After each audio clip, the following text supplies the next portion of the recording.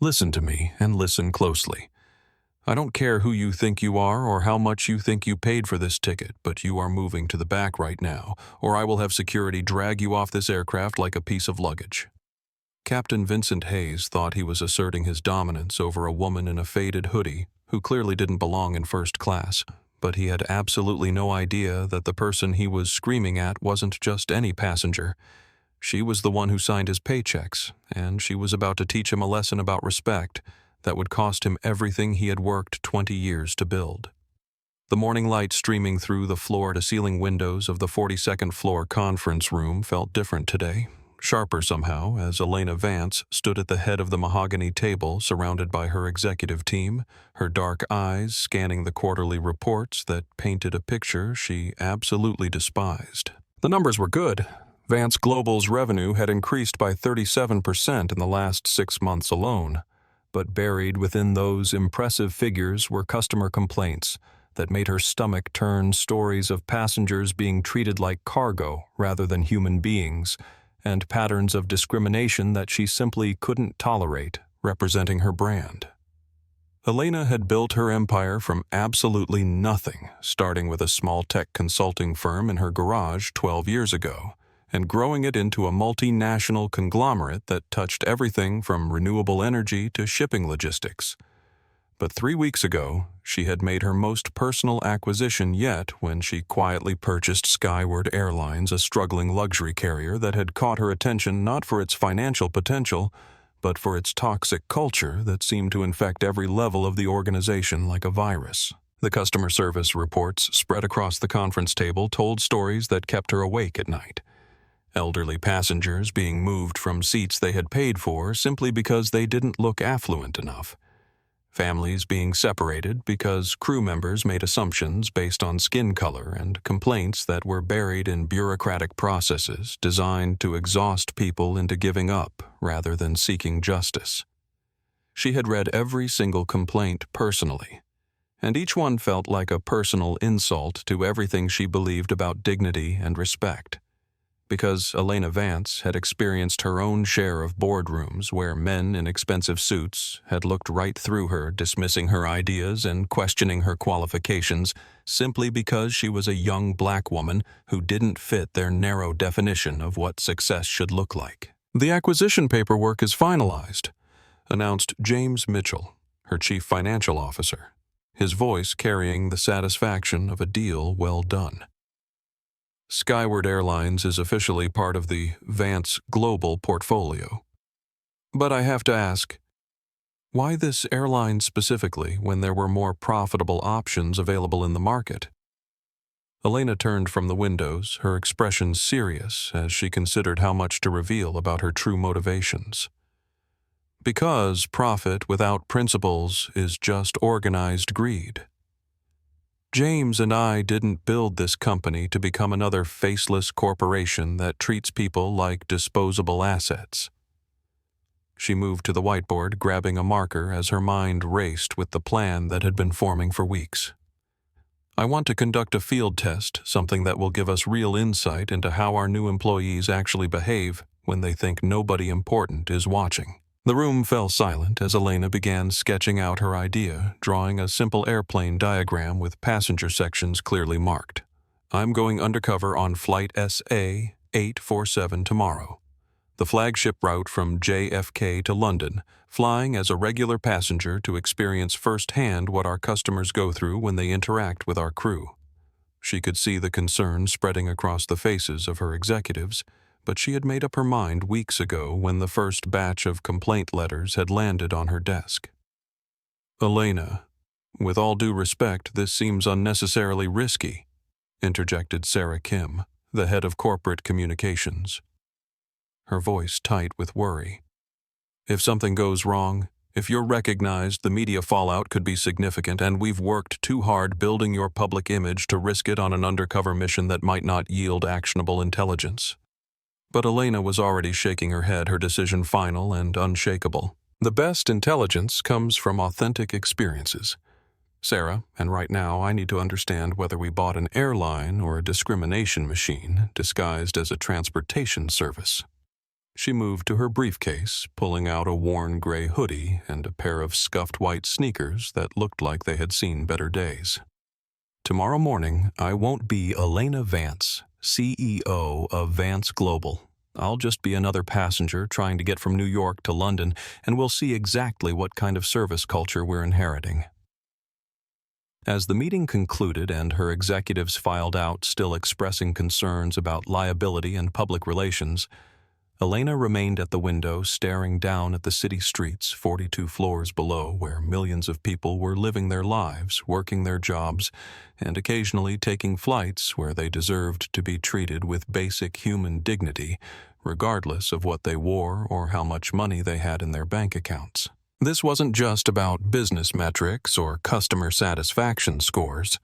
This was about the kind of company she wanted to lead and the kind of world she wanted to help create, one interaction at a time.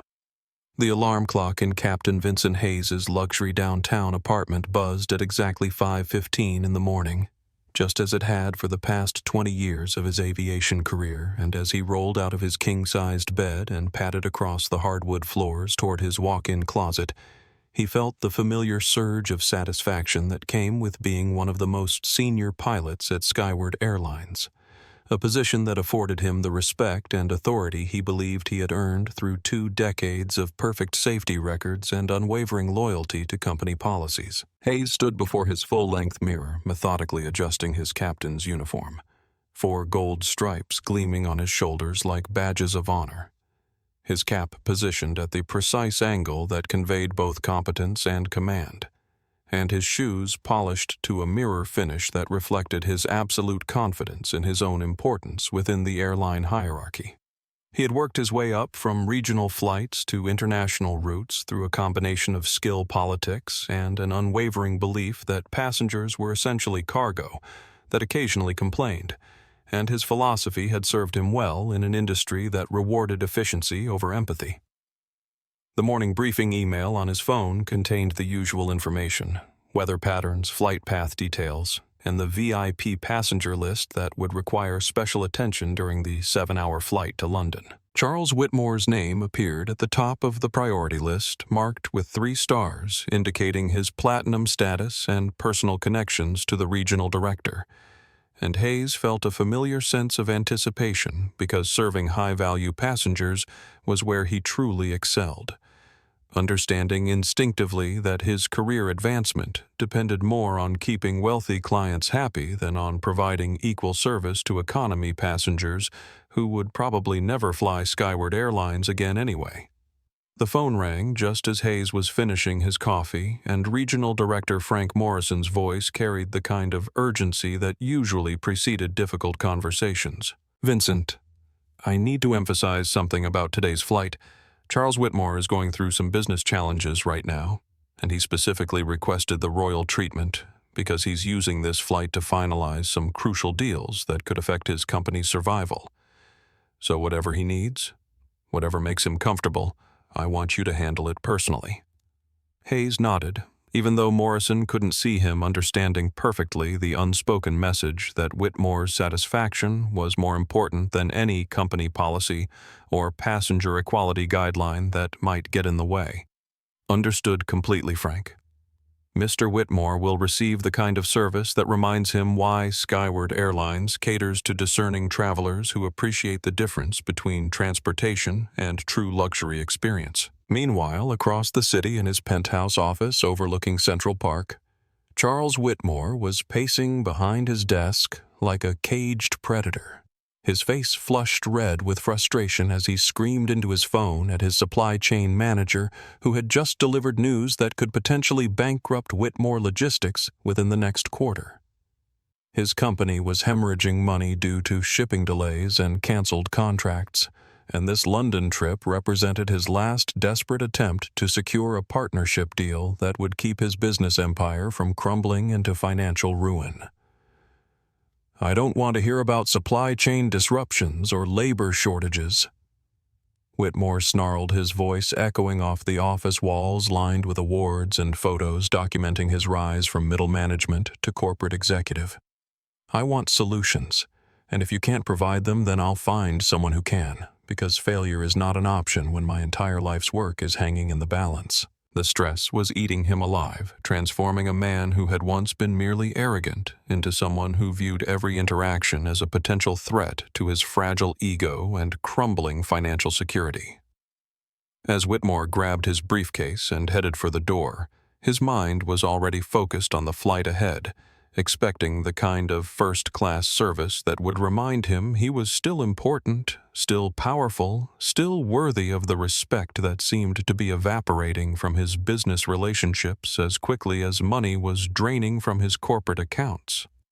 He had specifically chosen Skyward Airlines because their reputation for catering to elite passengers meant he could spend the 7 hours to London, surrounded by the luxury that reinforced his self-image as a successful entrepreneur, rather than the desperate businessman he was rapidly becoming. In a modest studio apartment in Queens, Sarah Chen was carefully folding her 11-month-old son Leo's clothes into a diaper bag with the practiced efficiency of a single mother who had learned to accomplish complex tasks while juggling the needs of an infant and the demands of her job as an ICU nurse at Mount Sinai Hospital. The emergency call from London had come 3 days ago. Her grandmother, the woman who had raised her after her parents died in a car accident when she was 12, was dying of pneumonia and asking for her, and Sarah had used every dollar of her vacation savings, plus money borrowed from her credit card, to book the last-minute flight that would get her to London before it was too late to say goodbye. The Skyward Airlines ticket had cost more than Sarah made in 2 weeks, but it was the only flight with available seats that would arrive in time, and as she looked around her small apartment with its second-hand furniture and carefully budgeted groceries, she felt the familiar weight of financial pressure that came with being a 26-year-old single mother trying to build a stable life for herself and her son on a nurse's salary that barely covered rent, childcare, and the endless expenses that came with raising a baby alone. Leo gurgled happily from his carrier, oblivious to the stress lines around his mother's eyes as she triple-checked their travel documents, and prayed that the flight would go smoothly, because she simply couldn't afford any complications or additional expenses that would strain her already maxed-out credit cards. Sarah had never flown internationally before, and despite her nervousness about traveling alone with an infant, she felt a surge of determination because her grandmother had been the strongest person she had ever known, working 2 jobs to put Sarah through nursing school and never once complaining about the sacrifices required to give her granddaughter a better life than the one she had lived. The old woman deserved to have family beside her in her final days, and Sarah was prepared to endure whatever challenges the long flight might bring if it meant she could hold her grandmother's hand one more time and tell her how grateful she was for everything she had done. At JFK Airport, flight attendant Monica Wright was starting her shift with the bone-deep exhaustion that came from working back-to-back international routes while dealing with management pressure that seemed to increase every month, transforming her job from hospitality service into a complex balancing act between company policies, passenger demands, and her own moral compass that sometimes conflicted with the corporate priorities that emphasized profit over people. Monica had joined Skyward Airlines 5 years ago with genuine enthusiasm for helping travelers and creating positive experiences, but the reality of modern commercial aviation had gradually worn down her idealism as she watched colleagues get written up for spending too much time with economy passengers instead of focusing on the VIP clients who generated the highest revenue per seat. The crew briefing for Flight SA-847 emphasized the usual priorities. Charles Whitmore in Seat 1A required exceptional attention. First-class passengers should receive immediate responses to any requests, and economy cabin service should be efficient but not excessive, because turnaround times were being monitored by management for productivity assessments that could affect employee evaluations. Monica understood the unspoken message that her job security depended on keeping wealthy passengers happy, even if it meant providing minimal service to travelers who had paid less for their tickets but deserved the same basic courtesy and assistance that should be standard regardless of seat assignment. As passengers began boarding, Monica positioned herself at the entrance with the kind of professional smile she had perfected over thousands of flights, automatically assessing each person who stepped onto the aircraft and categorizing them based on appearance, seat assignment, and the complex social hierarchy that determined how much attention and respect they would receive during the flight. The first-class passengers received warm greetings and immediate offers of assistance, while economy travelers were processed with polite efficiency that conveyed competence without warmth, and Monica had long since stopped questioning this differential treatment because challenging the company culture would likely result in termination rather than meaningful change. The airport terminal buzzed with the usual chaos of international departures. Families saying goodbye, business travelers talking urgently into phones, and the constant background noise of announcements and rolling luggage that created an atmosphere of controlled urgency where thousands of individual stories intersected briefly before diverging toward destinations around the globe. Among all these travelers, Elena Vance was just another face in the crowd, her worn hoodie and scuffed sneakers making her virtually invisible to the security personnel and gate agents who were trained to notice potential problems, rather than unremarkable passengers who appeared to pose no threat to flight operations or company profits. The gate area for Flight SA-847 resembled a carefully orchestrated social experiment in human hierarchy, with first-class passengers clustered near the premium boarding lane, business travelers forming a second tier of importance and economy, passengers scattered throughout the seating area like an afterthought, and Elena Vance observed this segregation with the analytical eye of someone who understood that the seeds of discrimination were often planted long before passengers ever stepped foot on an aircraft. She positioned herself in an economy seat near the gate, pulling her hoodie lower over her face while watching the complex dance of deference and dismissal that played out between airline staff and travelers based solely on ticket price and perceived social status. When the boarding announcement crackled over the intercom, Elena noticed how gate agent Patricia Mills's voice transformed depending on which passenger group she was addressing. Warm and welcoming for premium customers, efficiently neutral for business class, and barely tolerant for economy passengers who were treated more like a logistical challenge than paying customers deserving basic courtesy.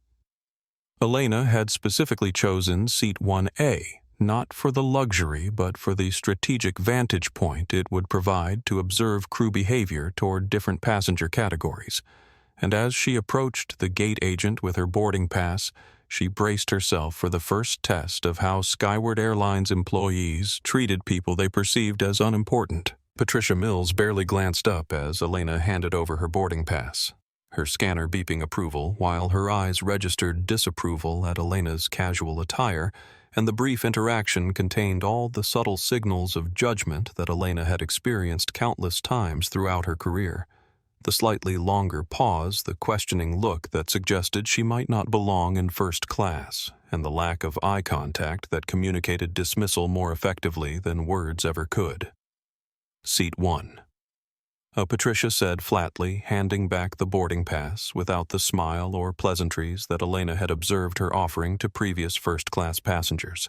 As Elena walked down the jet bridge, the recycled air carried the metallic tang of industrial cleaning products mixed with the faint aroma of jet fuel, and she could feel the familiar tightness in her chest that always accompanied moments when she was reminded that success and wealth couldn't completely shield her from the kind of casual racism that permeated even the most expensive consumer experiences.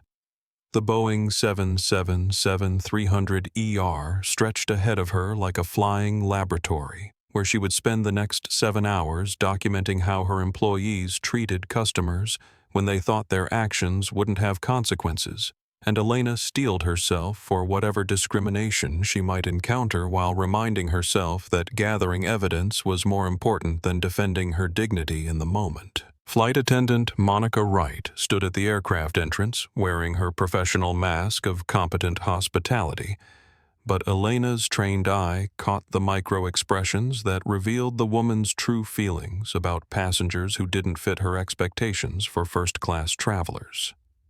Monica's greeting was technically polite, but lacked the warmth she had displayed moments earlier when welcoming a businessman in a $5,000 suit, and her eyes lingered on Elena's scuffed sneakers with the kind of judgment that suggested she was already questioning whether a computer error might have placed an economy passenger in premium seating. "Welcome aboard.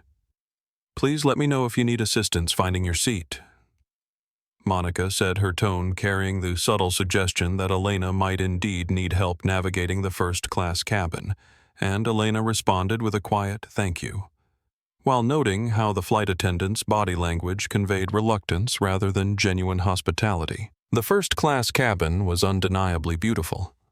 Cream leather seats that converted to fully flat beds, personal entertainment systems with 17-inch screens, and gleaming fixtures that represented the pinnacle of commercial aviation luxury. But Elena found herself focusing on the human elements rather than the material amenities, observing how crew members moved through the space with an attitude that suggested they were guarding exclusive territory rather than serving customers who had paid for access. As Elena settled into seat 1, stowing her canvas tote bag in the spacious compartment while other passengers continued boarding, she felt the weight of her undercover mission settling around her like an uncomfortable jacket, knowing that the next 7 hours would test her patience and self-control in ways that boardroom negotiations never could. The irony wasn't lost on her that she was sitting in the most expensive seat on an aircraft she owned, while being treated like an intruder who had somehow gained unauthorized access to space reserved for people more important than she appeared to be. And she found herself wondering how many other passengers had experienced similar treatment simply because their appearance didn't match arbitrary expectations about what success should look like. The cabin was filling with passengers when Monica Wright approached Elena's seat with the kind of determined expression that suggested an unpleasant conversation was about to unfold, and Elena looked up from her phone to see the flight attendant standing beside her with a clipboard and an air of barely contained irritation that seemed disproportionate to whatever problem she was about to present. The noise of boarding passengers provided a backdrop of rolling luggage and overhead compartment closures, but Monica's presence felt intrusive in the way that authority figures often did when they were preparing to exercise power over someone they perceived as vulnerable or unimportant. "Excuse me, Miss Monica," began her voice, carrying the kind of false politeness that preceded bad news. "But I'm afraid there's been a complication with your seat assignment, and I'm going to need to see your boarding pass again to verify some information that's showing up as inconsistent in our computer system." Elena handed over the boarding pass with deliberate calm, watching Monica's face as she pretended to study the document with the kind of exaggerated scrutiny that was clearly designed to create doubt about its legitimacy. And Elena realized that this was likely the beginning of a predetermined script designed to remove her from first class without admitting to any discriminatory motivations. Monica returned the boarding pass with a practiced sigh that suggested she was dealing with a frustrating but familiar problem. "Unfortunately, our system is showing a double booking for seat 1A, which shouldn't be possible, but sometimes happens during our upgrade process.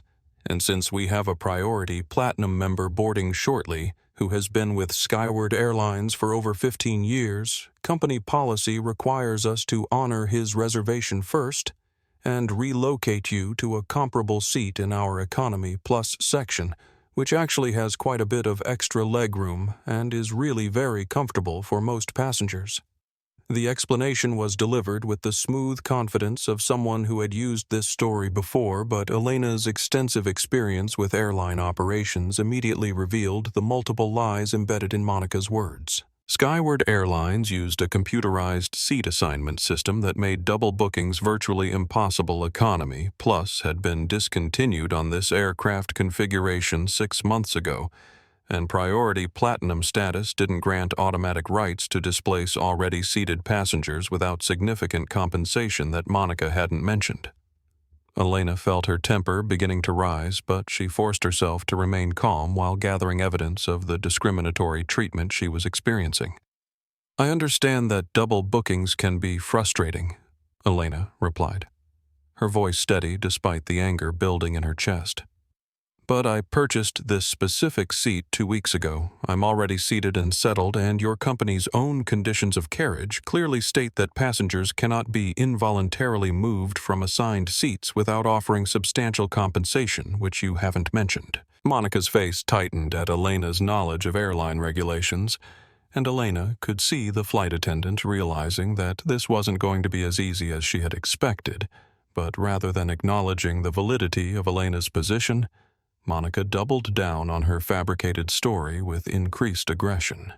"Ma'am, I appreciate that you think you understand airline policies, but I've been doing this job for 5 years, and I can assure you that our system clearly shows a conflict that needs to be resolved before we can take off," Monica said, her voice rising slightly as other first-class passengers began turning to watch the confrontation. "The other passenger is a very important client who specifically requested this seat for business purposes, and frankly, the Economy Plus section would probably be more appropriate given your travel style," she added, her eyes pointedly taking in Elena's hoodie and sneakers with unconcealed disdain. Elena felt the familiar burn of discrimination in her chest. The same feeling she had experienced countless times throughout her career when colleagues or clients had questioned her competence based on her appearance or made assumptions about her background that revealed more about their prejudices than her qualifications. The temptation to reveal her identity and watch Monica's face crumble with horror was almost overwhelming, but Elena reminded herself that her goal was to document the full extent of the problem rather than to win a single battle, and she needed to see how far this discrimination would go before company employees were forced to acknowledge their mistake. "I'm not moving," Elena said quietly, her words carrying a firmness that made Monica step back slightly. "And if your system truly shows a double booking, then you need to find another solution that doesn't involve penalizing a passenger who has done nothing wrong and has every right to occupy the seat she purchased."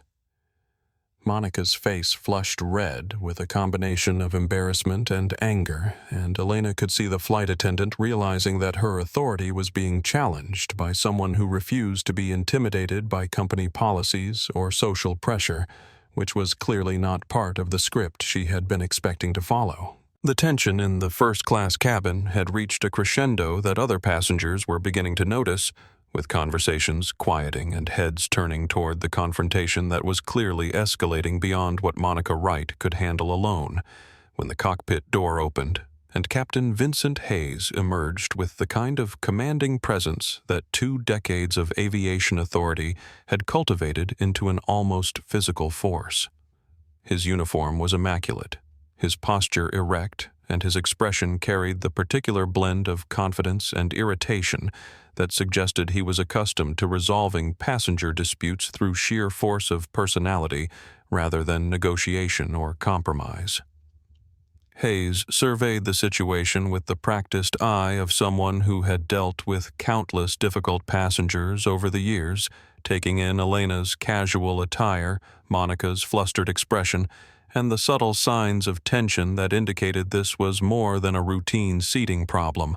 His initial assessment was exactly what Elena had expected, a quick visual judgment that classified her as a problem passenger who needed to be managed rather than a legitimate customer, deserving respectful treatment, and she could see him mentally categorizing her as the kind of person who probably didn't belong in first class, regardless of what her boarding pass might claim. "Ms. Wright, what seems to be the situation here?"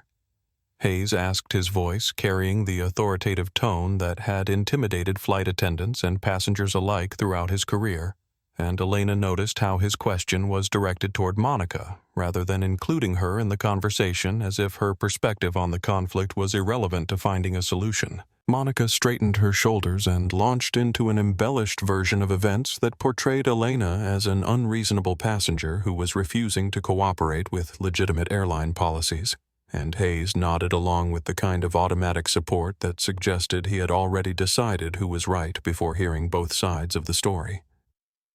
Miss Hayes said, finally turning his attention to Elena with the kind of look that was designed to convey his complete lack of patience for whatever excuses she might offer. "I'm Captain Hayes, and I'm in command of this aircraft. which means that when my crew tells me there's a seating problem that needs to be resolved, I expect passengers to work with us to find a solution rather than creating unnecessary drama that delays our departure and inconveniences other travelers. His tone was condescending in the way that authority figures often were when addressing people they perceived as beneath their station, and Elena felt her jaw clench as she recognized the familiar pattern of men using their positions to intimidate rather than listen.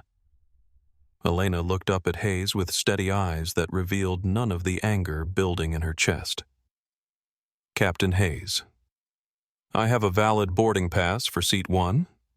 I've been seated here for several minutes without causing any problems, and I haven't been offered any of the compensation required by federal regulations for involuntary relocation, so I would appreciate an explanation of why you're treating me like a criminal instead of a paying customer who deserves basic respect. Her response was calm but firm, and she could see Hayes momentarily taken aback by her knowledge of aviation regulations and her refusal to be intimidated by his rank or demeanor. Hayes recovered quickly from his surprise, but Elena's challenge to his authority had clearly struck a nerve because his voice rose to a level that other passengers couldn't help but hear. Let me explain something to you, miss. This is my aircraft. I make the decisions about passenger seating, and when I tell you that you need to move to accommodate a valued customer, that's not a request or a negotiation. That's a direct order from the person responsible for the safety and comfort of everyone on this plane. The arrogance in his voice was so thick that Elena could practically taste it, and she realized that Hayes genuinely believed his rank gave him unlimited authority to treat passengers however he chose without consequences. And let me explain something to you, Captain, Elena replied, her voice remaining level despite the fury building inside her. Federal aviation regulations clearly state that passengers cannot be removed from assigned seats without just cause, adequate compensation, and proper documentation of the reasons for relocation. None of which you've provided, and I'm not moving based on your personal preferences or company politics. The first-class cabin had gone completely silent except for the ambient noise of the aircraft systems, and Elena could feel the weight of other passengers' attention as they witnessed a confrontation that would soon escalate far beyond anything they had expected to see on a routine flight to London. The uncomfortable tension hanging over the first-class cabin like a storm cloud was suddenly shattered by the arrival of Charles Whitmore, who swept through the aircraft entrance with the kind of dramatic flair that suggested he viewed every public space as his personal stage, followed by 2 harried assistants carrying expensive leather garment bags and juggling multiple phones that seemed to ring constantly. Whitmore himself was a study in aggressive affluence. His handmade Italian suit probably cost more than most people made in 3 months. His gold Rolex caught the cabin lights like a beacon of wealth, and his face carried the permanently flushed complexion of someone whose blood pressure had been elevated by years of treating stress with expensive scotch and verbal abuse directed at anyone unfortunate enough to cross his path. Richard, Whitmore boomed as he spotted Captain Hayes, his voice carrying across the cabin with the kind of volume that suggested he had never learned to modulate his speech for enclosed spaces. I hope you're ready to get us to London ahead of schedule because I've got 3 different crisis calls scheduled during this flight, and I need to arrive early enough to salvage what's left of my company before these incompetent suppliers drive me into bankruptcy with their endless excuses about supply chain disruptions.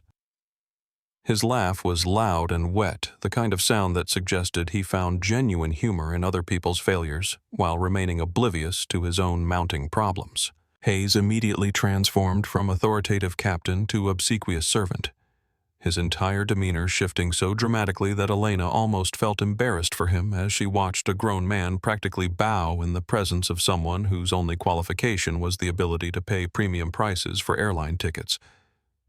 Mr. Whitmore, absolutely, sir. We'll have you on the ground at Heathrow with time to spare, and I want to apologize for any delay this situation might have caused, Hayes said, gesturing vaguely toward Elena with the kind of dismissive wave that suggested she was a minor inconvenience rather than a paying passenger deserving respect. Whitmore's bloodshot eyes focused on Elena for the first time, and his expression immediately hardened into the kind of disgust that wealthy men often displayed when forced to acknowledge the existence of people they considered beneath their station. "Is this the situation you mentioned?" he asked Hayes, his voice dripping with the particular brand of contempt that came from someone who had spent his entire adult life believing that money granted him the right to treat other human beings as disposable objects. Jesus Christ. Richard, how did someone like this even get past security? She looks like she crawled out of a homeless shelter and somehow wandered onto my airplane. The cruelty in Whitmore's words hit Elena like a physical blow, not because she cared about his opinion, but because she recognized the casual dehumanization that revealed how he truly viewed anyone who didn't meet his standards for appearance or social status. She had built a billion-dollar empire by outworking and outsmarting men exactly like Whitmore. But sitting in that airplane seat, wearing a hoodie and sneakers, she was just another target for his frustrated rage about business failures that he refused to acknowledge as consequences of his own poor leadership and toxic management style. "Don't worry, Mr. Whitmore. We're handling the situation right now," Hayes assured him with the kind of eager-to-please tone that made Elena's skin crawl as she watched two grown men bond over their shared contempt for someone they perceived as powerless. "She'll be moved to economy where she belongs, and you'll have the peace and privacy you need to conduct your important business." The casual assumption that Elena belonged in a different section of the plane, based solely on her appearance, was so blatant that she almost couldn't believe what she was hearing, even though she had experienced similar discrimination countless times throughout her career. Whitmore clapped Hayes on the shoulder with the kind of familiarity that suggested he viewed the captain as a personal employee rather than a professional pilot responsible for the safety of all passengers. "That's why I specifically request your flights, Richard. You understand that some passengers matter more than others, and you're not afraid to make the tough decisions that keep your VIP customers happy and coming back." He turned to glare at Elena again, his face twisted with disgust. "Although I have to say, your security screening needs some serious improvement if random people can just wander into first class and start causing trouble for legitimate passengers." Elena felt her hands clench into fists as she listened to these two men discuss her as if she were an inanimate object rather than a human being sitting 3 feet away from them. And the temptation to reveal her identity and watch their arrogance crumble into terror was almost overwhelming. But she forced herself to remain calm and continue documenting their behavior, knowing that the evidence she was gathering would be far more damaging than any immediate satisfaction she might gain from proving them wrong. The real victory would come when she used this experience to transform the entire culture of an airline that had clearly forgotten that every passenger deserved dignity regardless of their appearance or ticket price. 2 hours into the flight, the artificial hierarchy that Hayes and Whitmore had established in first class had infected the entire aircraft like a toxic gas, with crew members treating Elena's forced relocation to economy as confirmation that she was indeed a problem passenger who deserved minimal attention and maximum suspicion. Elena found herself wedged into seat 24B, a middle seat between a teenager wearing noise-canceling headphones, and Sarah Chen, the exhausted-looking young woman whose 11-month-old son Leo had been fussy since takeoff. His cries echoing through the cramped economy cabin where the air conditioning seemed to be losing its battle against the combined body heat of 300 passengers. Sarah was clearly at the end of her rope, bouncing Leo gently while whispering desperate apologies to the passengers around her who were shooting increasingly annoyed glances in her direction, and Elena could see the young mother's hands shaking with exhaustion as she tried to prepare a bottle of formula with the lukewarm water she had been given by a flight attendant who acted like providing basic assistance was an unreasonable burden. "I'm so sorry," Sarah whispered to Elena, her voice cracking with stress and fatigue. "He's hungry, but the cold water gives him stomach problems and I can't seem to get anyone to help me warm it up properly." Elena felt a surge of protective anger as she watched this young mother struggle with something that should have been easily resolved by any competent flight crew, and she unbuckled her seatbelt with the kind of determination that had built her business empire. "Let me help you," Elena said firmly, taking the bottle from Sarah's trembling hands. "There's no reason you should have to deal with this alone when there are crew members being paid to assist passengers with basic needs." She stood up and made her way toward the galley, her jaw set with the kind of resolve that had carried her through countless boardroom battles against men who had underestimated her intelligence and determination. The economy galley was separated from the passenger cabin by a thin curtain that barely muffled the sound of Monica Wright and her colleague David Park sharing a box of first-class chocolates while scrolling through their phones, completely oblivious to the struggles of the passengers they were supposed to be serving. Elena pulled back the curtain to find the two flight attendants lounging against the counter with the kind of relaxed indifference that suggested they viewed their jobs as paid vacation time rather than customer service positions requiring empathy and professionalism. "Excuse me," Elena said, her voice carrying the authority that had commanded respect in corporate boardrooms around the world. "The passenger in 24B needs warm water to prepare formula for her baby, and she's been waiting for over 30 minutes for assistance that should take less than 2 minutes to provide." Monica looked up from her phone with the kind of exaggerated annoyance that suggested Elena had interrupted something far more important than basic passenger service, and her expression immediately hardened when she recognized the woman who had refused to move from first class earlier. Monica's voice dripped with barely concealed hostility as she responded to Elena's request. "Look, we already told her that our warming equipment in the back galley isn't working properly, and we're not running a room service operation here.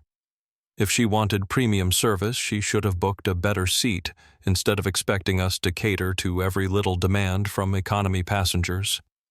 The casual cruelty in her words revealed the depth of the class-based discrimination that infected every level of the airline's culture, and Elena realized that this wasn't just about individual prejudice, but about an organizational structure that had systematically dehumanized passengers based on ticket price. Elena stepped fully into the galley, her presence commanding attention despite her casual attire. "There's hot water available in first class for tea and coffee service, and providing warm water for an infant's formula is a basic human need, not a special request," she said, her voice steady, but carrying an edge that made both flight attendants shift uncomfortably. "Either you can get the warm water, or I'll go to first class and get it myself. But either way, that baby is getting what he needs." The threat was implicit, but clear, and Elena could see Monica and David exchanging worried glances as they realized this passenger wasn't going to be intimidated or dismissed like most economy travelers who complained about inadequate service.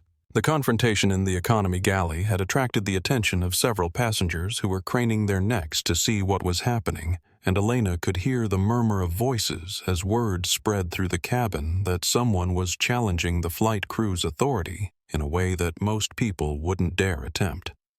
Monica's face had turned red with a combination of embarrassment and fury as she realized that her discrimination against Elena was being witnessed by dozens of passengers, and rather than acknowledging her mistake and providing the requested assistance, she made the decision that would ultimately destroy her career by pressing her earpiece and calling for backup. "Captain Hayes, we have a situation in the economy galley," Monica said, her voice loud enough for nearby passengers to hear clearly. "The passenger from seat 1.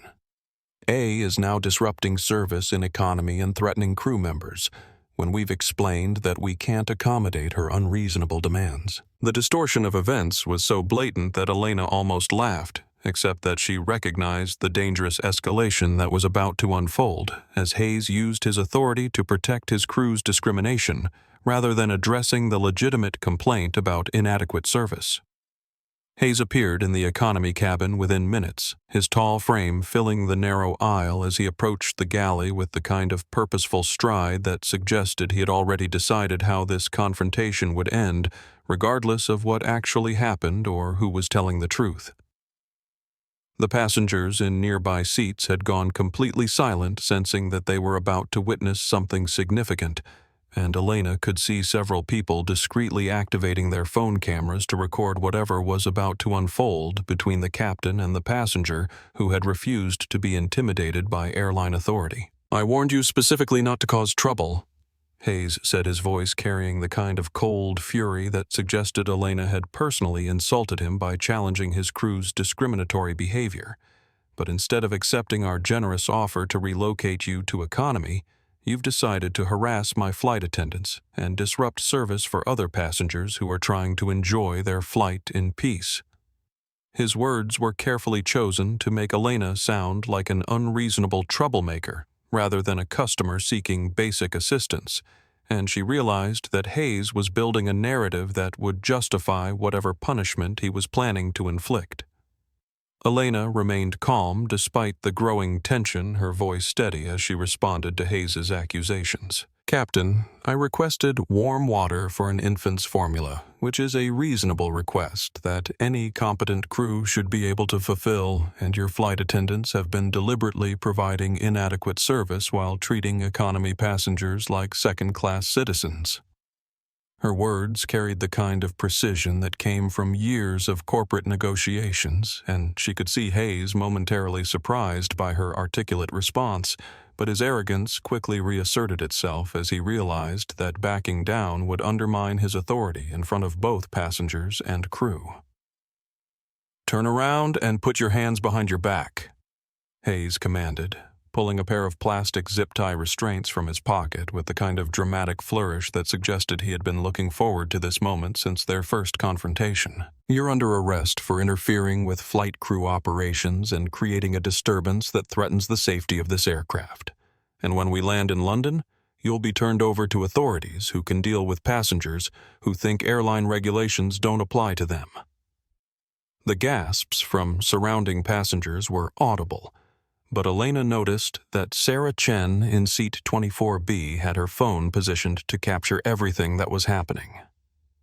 Elena allowed Hayes to secure the zip ties around her wrists, feeling the plastic bite into her skin as he tightened them more than necessary, and she knew that this moment of apparent defeat was actually the gathering of evidence that would ultimately destroy the careers of everyone involved in her discrimination. "You're making a mistake, Captain," Elena said quietly, her voice carrying a certainty that made Hayes pause for just a moment.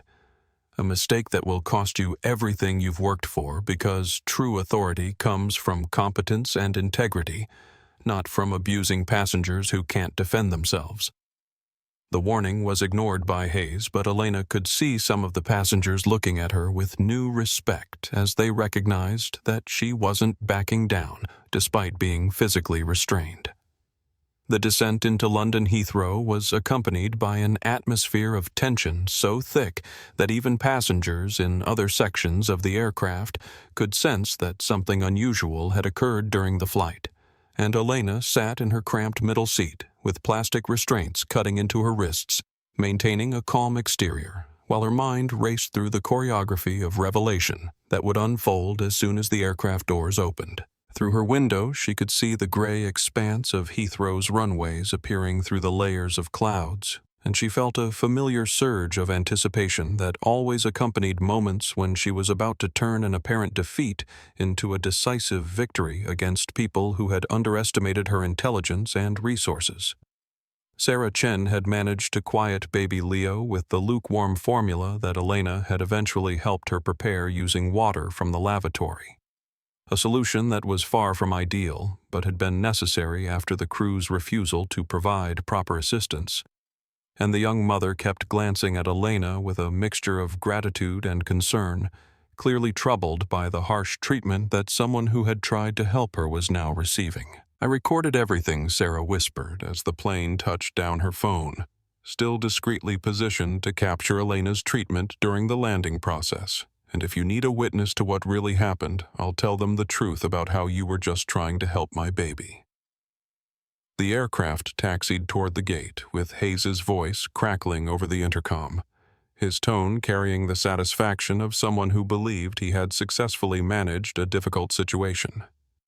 "Ladies and gentlemen, we've arrived at London Heathrow Airport, and I want to apologize for any disturbance during the flight caused by an unruly passenger who refused to follow crew instructions."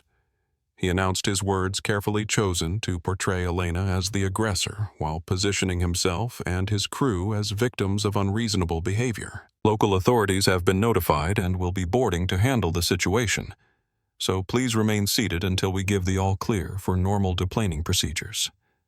Through the aircraft windows, Elena could see the flashing blue lights of Metropolitan Police vehicles positioned near the gate, exactly as she had expected, based on Hayes's radio communications during the flight. But what Hayes couldn't see from his position in the cockpit were the 3 black Range Rovers with tinted windows that had pulled up behind the police cars, vehicles that carried the distinctive markings of Vance Global's executive protection team.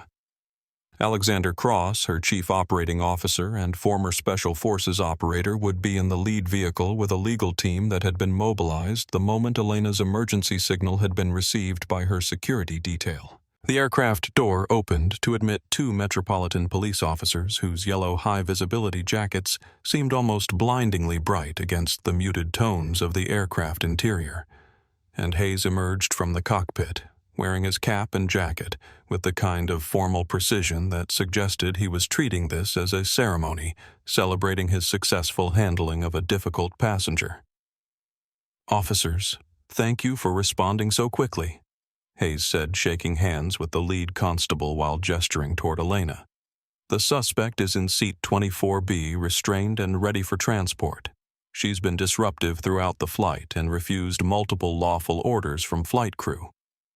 Elena stood when the officers approached her, dignity intact, despite the plastic restraints and the stares of other passengers who were watching the drama unfold with fascination and concern. "Miss, I'm Constable Williams," the lead officer said, his voice professional but carrying a note of uncertainty as he studied Elena's composed demeanor. "We're going to need you to come with us to sort out what happened during the flight." Elena nodded calmly. But as they moved toward the aircraft exit, she caught sight of movement on the jet bridge that made her smile for the first time since boarding the flight. Alexander Cross was striding toward the aircraft door with the kind of purposeful urgency that suggested heads were about to roll. Alexander Cross burst through the aircraft door like a force of nature, his 6'4" frame filling the entrance as his eyes immediately locked onto Elena being escorted by police officers, and the transformation in his expression from professional concern to barely controlled rage was visible to everyone in the first-class cabin, who turned to see what new complication was developing in what had already been an extraordinarily dramatic flight. Cross had served as Elena's chief operating officer for 8 years, managing everything from hostile corporate takeovers to international security threats. But seeing his CEO in plastic restraints triggered a level of fury that made the nearby passengers step back involuntarily. "Stop right there," Cross commanded, his voice carrying the authority of someone accustomed to being obeyed without question, and the police officers paused mid-step, clearly surprised by the appearance of someone who radiated the kind of power that made even law enforcement reconsider their actions. "Constable Williams." "I'm Alexander Cross, Chief Operating Officer of Vance Global, and you are currently arresting the owner of this aircraft and the CEO of the company that just purchased this airline 3 weeks ago." The words hit the first-class cabin like a bombshell, and Elena could see Hayes's face drain of color as the implications of Cross's statement began to penetrate his arrogance. Elena stepped forward, no longer the seemingly powerless passenger who had been dismissed and discriminated against throughout the flight, and when she spoke, her voice carried the unmistakable tone of someone accustomed to commanding boardrooms and billion-dollar decisions. "Constable Williams, I appreciate your response to Captain Hayes's call, but I believe there's been a significant misunderstanding about who the actual criminal is in this situation." Cross immediately moved to Elena's side, producing a tactical knife that sliced through the plastic restraints with practiced efficiency, and Elena rubbed her wrists where angry red welts marked the places where the zip ties had cut into her skin. Hayes stood frozen in the aircraft doorway, his mind struggling to process the transformation he was witnessing as Elena pulled a leather portfolio from her canvas tote bag and extracted documents bearing the official seals of the Civil Aviation Authority and the Department of Transportation. "My name is Elena Vance," she announced, her voice carrying clearly through the first-class cabin where Whitmore and other passengers were watching with mounting shock. "And as of 3 weeks ago, I am the majority owner and CEO of Skyward Airlines, which makes Captain Hayes and his entire crew my employees." The silence that followed Elena's revelation was broken only by the sound of Whitmore dropping his crystal whiskey glass, which shattered against the cabin floor, like his understanding of the power dynamic that had just been completely reversed. Hayes grabbed the aircraft door frame for support, his face cycling through expressions of disbelief, horror, and the dawning realization that his career had just ended with the finality of a death sentence. Monica Wright, who had been watching from the galley, made a sound like a wounded animal as she understood that her treatment of Elena wasn't just inappropriate customer service, but career suicide committed against her ultimate boss. "This is impossible." Hayes stammered, his voice barely audible as he stared at the ownership documents that Cross was holding. "You were wearing a hoodie, you looked like. I mean, how was I supposed to know?"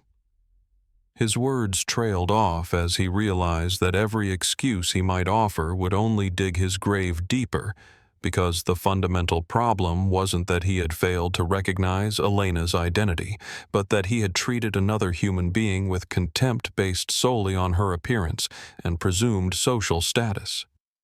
Elena looked at Hayes with the kind of cold assessment that had made her one of the most feared negotiators in international business. "Captain Hayes, the problem isn't that you didn't know who I was," she said, her voice cutting through his desperate attempts at explanation.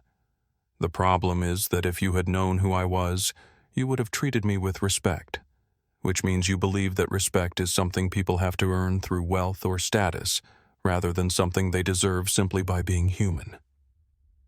The truth of her words hung in the air like an indictment of everything Hayes represented, and Elena could see him finally understanding that his discrimination had been captured by someone with the power to ensure he would face consequences for his actions.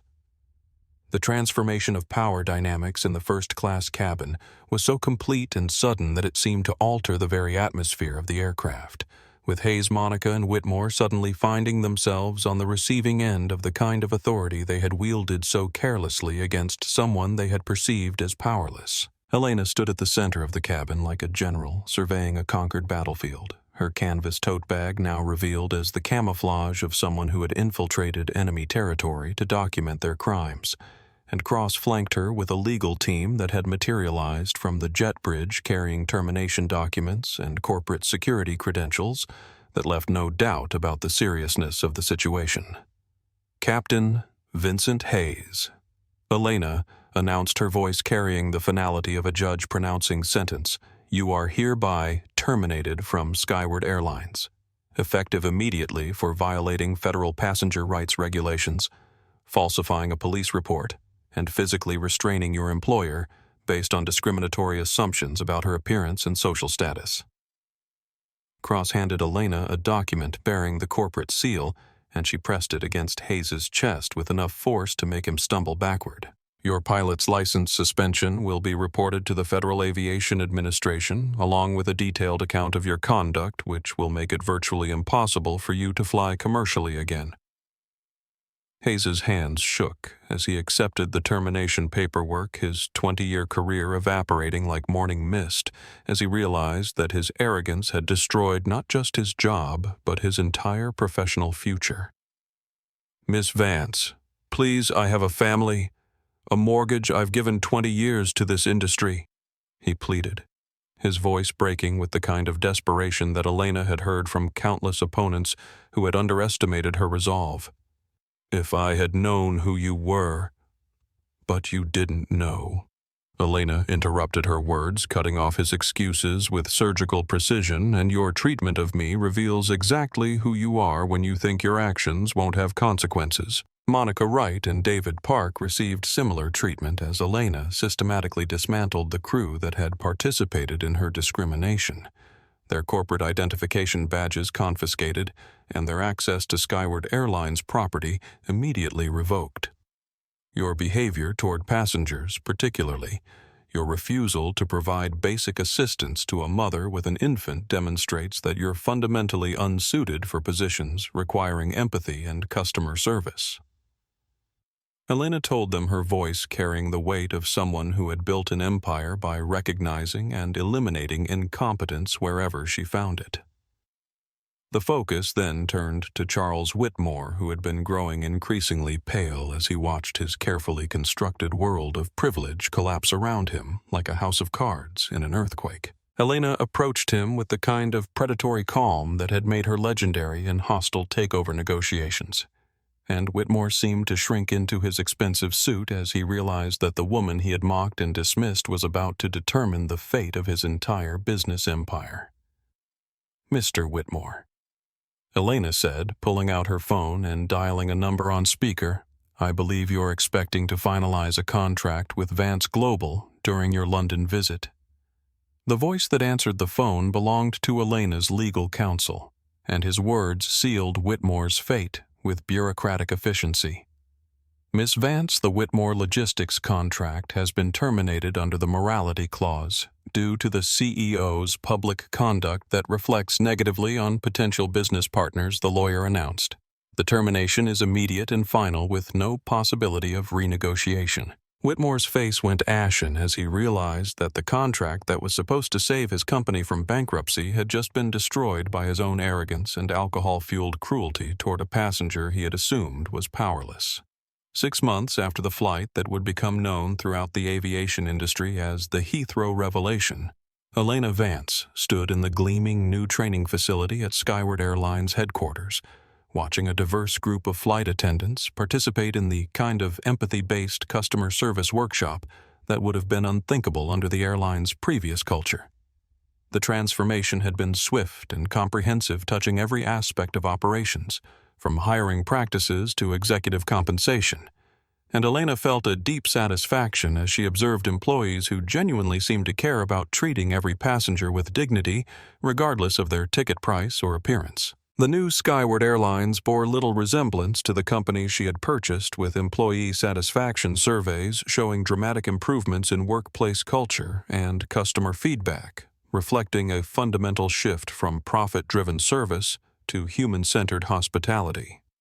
Elena had implemented what she called the Universal Dignity Standard, which required all employees to treat every passenger as if they were a valued guest in their own home, and the policy had been supported by comprehensive training programs, revised promotion criteria that emphasized empathy over efficiency, and zero-tolerance policies for discrimination of any kind. Sarah Chen walked across the training facility floor with the confidence of someone who had found her true calling.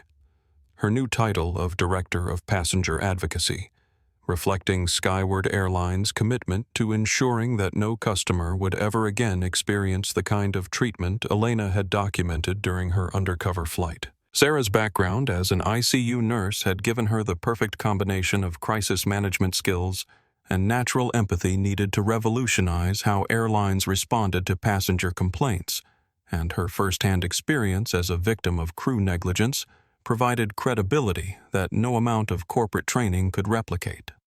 The complaint resolution time has dropped from an average of 6 weeks to 3 days, Sarah reported during her monthly presentation to Elena's executive team, and passenger advocacy interventions have prevented 14 potential discrimination incidents from escalating to the level where legal action might be necessary.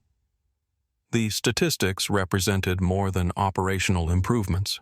They reflected a cultural transformation that had rippled throughout the industry as competitors scrambled to avoid the kind of public relations disaster that had destroyed Hayes, Monica, and Whitmore's careers. Elena had also established the Skyward Foundation, a nonprofit organization dedicated to training airline personnel throughout the industry in bias recognition and inclusive customer service practices, and the foundation's workshops were now mandatory for crew certification at over 40 airlines worldwide. The program had grown beyond Elena's initial expectations, with participation from flight attendants, pilots, and ground crew who wanted to ensure that commercial aviation became a space where every traveler could expect respectful treatment regardless of their background or economic status. The financial results of the transformation exceeded even Elena's optimistic projections, with Skyward Airlines reporting record customer satisfaction scores, increased brand loyalty, and a 37% boost in revenue as travelers actively chose the airline specifically because of its reputation for treating passengers with dignity. Elena had proven that profitability and principles were not mutually exclusive, and her success had inspired other business leaders to examine their own corporate cultures with a more critical eye toward the human cost of profit-maximizing strategies that dehumanized customers and employees alike. Vincent Hayes sat in the cramped break room of a regional shipping company in Newark, staring at his rejection letter from yet another potential employer who had discovered his aviation industry blacklisting during their background check process. The intervening months since his termination had been a slow-motion catastrophe of mounting bills, failed job interviews, and the gradual erosion of everything he had built during his 20-year aviation career, and he was now reduced to applying for cargo transport positions that paid a fraction of his former salary, while requiring him to work with companies desperate enough to overlook his damaged reputation. His wife had left him after 3 months of unemployment, taking their children and moving back to her parents' house rather than endure the social embarrassment of being married to the man whose discrimination against Elena Vance had been viewed over 40 million times across various social media platforms. The video of his arrogant confrontation with Elena, followed by his complete humiliation when her identity was revealed, had become a cautionary tale about the dangers of judging people based on appearance, and Hayes found himself recognized in grocery stores and gas stations by strangers who whispered and pointed whenever he appeared in public. Charles Whitmore's downfall had been even more spectacular, with his company's bankruptcy proceedings becoming front-page news in the business press as investors fled from any association with the man whose drunken harassment of passengers had cost him a $100 million contract. The video of his crude comments about Elena's appearance, combined with his aggressive treatment of Sarah and her baby, had made him unemployable in executive positions throughout the logistics industry, and he was currently living in a studio apartment while working as a night shift dispatcher for a small trucking company that hadn't bothered to conduct internet searches on his background. Monica Wright and David Park had struggled to find employment anywhere in the service industry, as their treatment of Elena and Sarah had been documented so thoroughly that their names appeared in the first search results whenever potential employers conducted background checks. Monica had eventually found work as a retail clerk in a discount store, while David had moved back to his hometown, where his family connections helped him secure a position as a school custodian, but both continued to face recognition and judgment from customers who remembered their roles in the viral video that had exposed the airline industry's culture of discrimination. The lasting impact of their choices extended far beyond personal consequences, as their behavior had become case study material in business schools and corporate training programs worldwide, ensuring that future generations of managers and service employees would understand the career-ending potential of treating customers with disrespect based on assumptions about their importance or social status. 1 year to the day after her undercover flight, Elena Vance stood on the tarmac at London Heathrow beside the newest aircraft in the Skyward Airlines fleet, a gleaming Boeing 787 that bore the airline's redesigned logo, emphasizing the company's commitment to connecting people rather than simply transporting passengers. The christening ceremony had attracted aviation industry leaders from around the world who wanted to witness the culmination of the most dramatic airline transformation in modern history. And Elena felt a profound sense of accomplishment as she prepared to break the ceremonial bottle of champagne against the aircraft that represented everything she had fought to achieve. Sarah Chen stood beside her holding 18-month-old Leo, who was taking tentative steps across the tarmac while clutching his mother's hand, and Elena smiled as she watched the little boy who had unknowingly triggered a chain of events that had revolutionized an entire industry through his simple need for warm water that airline employees had been too callous to provide. Sarah's transformation from struggling single mother to Director of Passenger Advocacy had been remarkable, but more importantly, she had become a symbol of how treating people with dignity could unlock potential that traditional corporate hierarchies often overlooked and wasted. 1 year ago, I learned that character is revealed not when we're comfortable, but when we think we have power over others. Elena told the assembled crowd, her voice carrying across the tarmac with the authority that had commanded respect in boardrooms around the world. Today, we celebrate not just a new aircraft, but a new understanding that true success in business comes from recognizing the humanity in every customer, every employee, and every person whose life we have the privilege to touch through our work.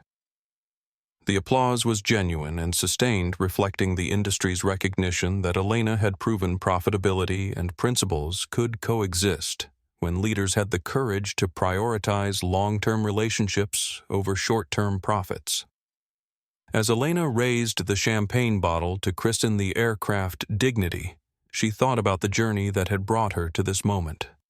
From the humiliation of being restrained in plastic zip ties to the satisfaction of transforming an entire corporate culture through the power of accountability and authentic leadership. The bottle shattered against the aircraft's nose with a crystalline sound that seemed to echo across the tarmac, and Elena knew that the changes she had implemented would outlast her own career, because they were built on the foundation of treating every human being with the respect that should be universal, rather than earned through wealth or status. Leo took 3 unsteady steps away from his mother, toward Elena, his arms outstretched with the trust that children show to adults who have proven themselves worthy of confidence, and Elena scooped him up with a laugh that was filled with genuine joy. Looking out at the crowd of aviation professionals who had gathered to witness this celebration, Elena realized that sometimes the most powerful transformations begin with the simple act of refusing to accept that discrimination and dignity are incompatible, and that real change happens when people with power choose to use it in service of justice rather than personal advantage. The story of Elena Vance's undercover flight became more than just a tale of corporate accountability. It became a reminder that respect isn't something people should have to earn through their appearance or bank account, but something every human being deserves simply by virtue of their humanity. If this story inspired you to think about how we treat others when we think no one important is watching, please hit that like button and share it with someone who needs to remember that kindness costs nothing but creates value that can't be measured in dollars. Don't forget to subscribe to our channel for more stories about courage, justice, and the power of standing up for what's right, even when it seems like the whole world is against you. What do you think? Did Elena handle the situation perfectly, or would you have revealed your identity sooner?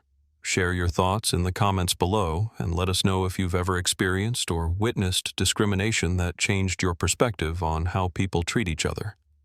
Thanks for watching, and remember, character is what you do when you think nobody who matters is watching.